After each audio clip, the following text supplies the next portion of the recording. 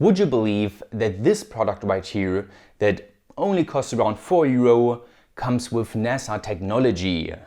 Well, I couldn't, and that is why this video series exists, in which I take interesting or weird looking products from AliExpress and properly test them, in order to ultimately tell you whether you should check them out or stay away from them. And today I got 6 more intriguing looking products to check out. So let's not waste any more time and let's get started.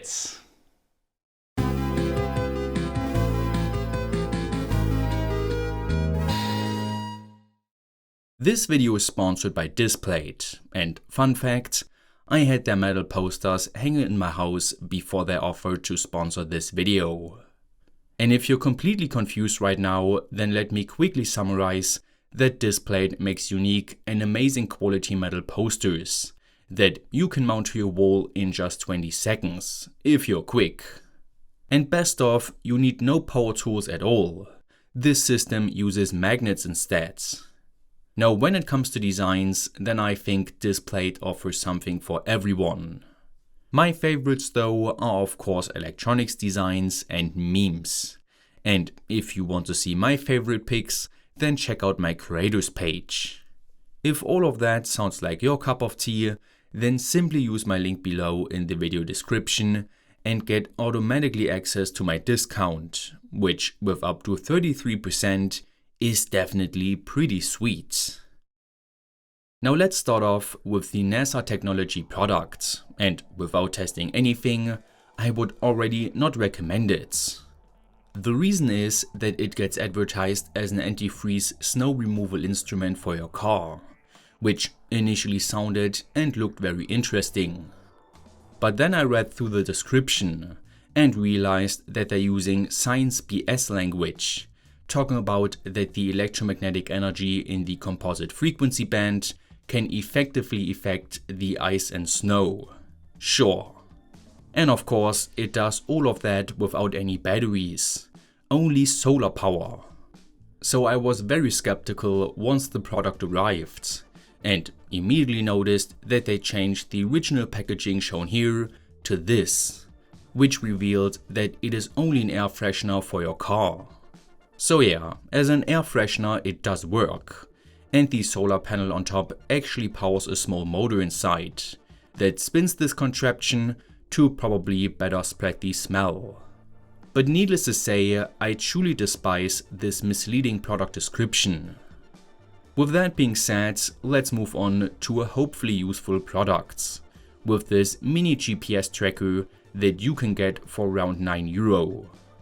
Now sadly, the product description does not exactly tell you how to use it, but thankfully there was a small manual included that answered pretty much all questions.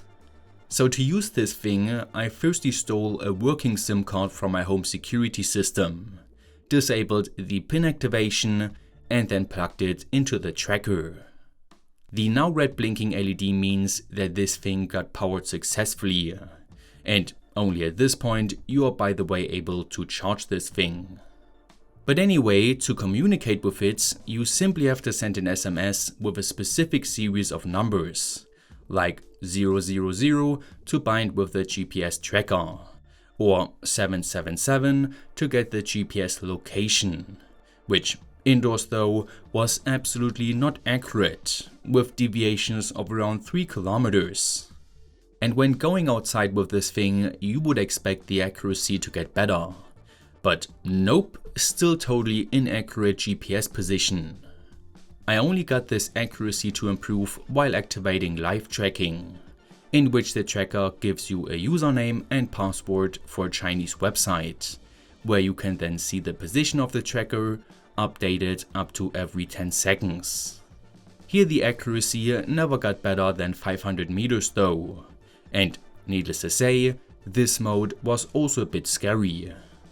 But it gets even worse when you realize that you can call this thing and then listen to the sounds around it, to basically spy on people, which in my test actually did work.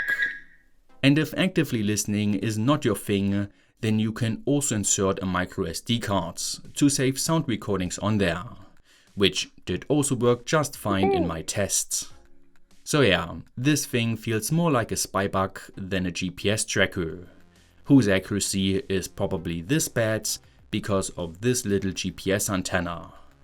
Combine that with the fact that this circuit requires quite a bit of current from its small internal battery, meaning it will not last for very long, and I gotta summarize that I feel like there are more negative points than positive ones. But if you still decide to get one anyway, then please do not use this thing for spying on people. Thank you. And that brings us to the next product, which is this UV resin glue with UV light combined, that you can get for around €7. And I know that glue is not the most exciting topic, but believe me when I say that when it comes to building stuff, you use glue more often than you think. In my case, I always use hot glue for weaker bonds that I can then use fairly quickly, and this 2-component adhesive when I need really strong bonds, but that one takes a full day to dry. So I hope with this UV glue I can strike a better balance between bond strength and dry time. So for first tests, I simply inserted a battery into the included UV lamp, poured some glue on a piece of paper and put the light on it. And super quickly, within a minute, this stuff was completely hardened. Pretty good start, I would say. But after using it on a proper 3D printed parts, I started to realize that the bond strength might not be what I was looking for. So for more scientific tests, I next 3D printed some test pieces out of PETG and PLA filaments, used all 3 of my different glues to connect them together, and then repeated this process for some wood and metal test pieces as well. As soon as all the glues were then dry, I clamped the pieces to my workbench one after the other and pulled on the other side with a hanging scale to find out at which point the glue bond breaks. And I gotta say that I was not able to break the 2-component adhesive, since I could not apply more than 30 kilograms of force. Except for the metal test piece, that required around 10 kilograms. But that is still a good result considering that the hot glue bond broke with around 1 kilogram. Other than that though, hot glue also performed surprisingly well, since I could not separate any of the other test pieces. And that means only the UV resin glue was left. And oh boy, this stuff performed terribly in comparison. Here is the final chart. One reason for that is that the UV glue didn't dry properly on the inside, since apparently no UV light got there. That means for me though that I will not use UV resin glue in the future. And that brings me to the 4th product, which is hopefully good, and it is this 5.5-inch OLED screen that you can get for rather expensive €78. But wait a minute, in the last AliExpress video I also presented such a DIY screen kit that was not only cheaper but also bigger. And yes, this bigger one also offers a nice quality, but the small one supposedly comes with OLED technology and a touchscreen. That would make it perfect for a Raspberry Pi project I had in mind for a while. So to test it, I firstly hooked it up to my laptop. And good news first, the touchscreen worked immediately. But the screen orientation was wrong. To fix that, you can sadly not use buttons on the driver boards. Instead you have to adjust the output settings of your video source, which was pretty simple to do. At this point I noticed how much better the video quality of the small display was in comparison to my laptop. And the reason for that is that this screen truly uses OLED technology. And another thing I loved was that this screen only requires around 300 mA at 5 volts. But on the other hand, there were also some downsides, like that the screen is very thin and thus delicate, the touchscreen apparently does not work on the upper and lower border, and this thing does not immediately work with a Raspberry Pi as the video source. Now I bet though there are settings we can adjust in the Raspberry Pi OS to get this display to work. But for now it is kind of a mixed bag for me, that I would ultimately still recommend. And if you're looking for other display sizes, like me, then definitely check out the seller of my screen, who offers a big and interesting variety. Okay, and now that I found something good, let's move on to something a bit more dubious, with these two different kinds of signal boosters that you can get for around 2 to 3 euro. According to their product descriptions, you simply put them on the backside of your phone and bada boom bada bang, you have better reception. They're even saying that it is like having a 4-foot antenna attached to your phone, which would look something like this. What the hell? But who knows, maybe it does work, because sometimes placing a resonance circuit near an oscillator can improve power transmission, or maybe even reception. So I tested my 4G download and upload speeds and checked my phone's signal strength before attaching the two signal boosters right above the two antennas inside my phone. And to my surprise, the signal strength improved a tiny bit. But after once again doing lots of download and upload speed tests, the average was pretty much the same as before. I even checked with my tiny spectrum analyzer what the signal strength of the mainly used frequencies were. And once again, there was no noticeable difference with or without the signal boosters. So according to my test results, I cannot really recommend them. And that brings us to the last product, which is this handheld digital oscilloscope that you can get for around 20 euro. Now in case you don't know, an oscilloscope is a super handy tool when it comes to making electronic circuits.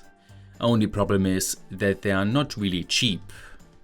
But with this mini version here, there is no price excuse anymore to not have an oscilloscope.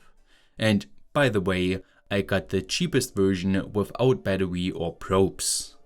To test it, I first hooked it up to my function generator. And I gotta say that it worked pretty well. I mean, the display is clear, the auto function works great, you can adjust pretty much all important parameters, and the measurement feature also works fine, except sometimes the frequency measurement. The only thing which was a bit cumbersome was scrolling through all parameters with just one button, and that the smallest time per division value is 10 microseconds. That means frequencies above 200 kHz cannot get inspected well with the scope. But hey, that is still good enough for lots of beginner projects. So next I wanted to test single measurements, meaning the scope only triggers one time at a specific voltage value, which the handheld scope did struggle a bit with, but ultimately it somehow worked. So all in all, the only big disadvantage of this mini scope is that one probe input can be a bit limiting. Of course, you also not get access to advanced measurement features, FFT, decoding and a bit more. But let's be honest, for 20 euro you still get an awesome beginner scope that you can carefree use to learn the basics of working with an oscilloscope. And since I really like the form factor as well as the hardware quality, this one gets a definite thumbs up from me.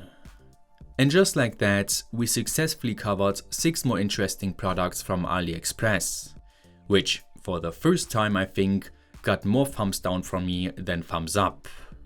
But I hope you still got entertained and maybe found a hidden gem for yourself. If so, don't forget to like, share, subscribe and hit the notification bell. Stay creative and I will see you next time.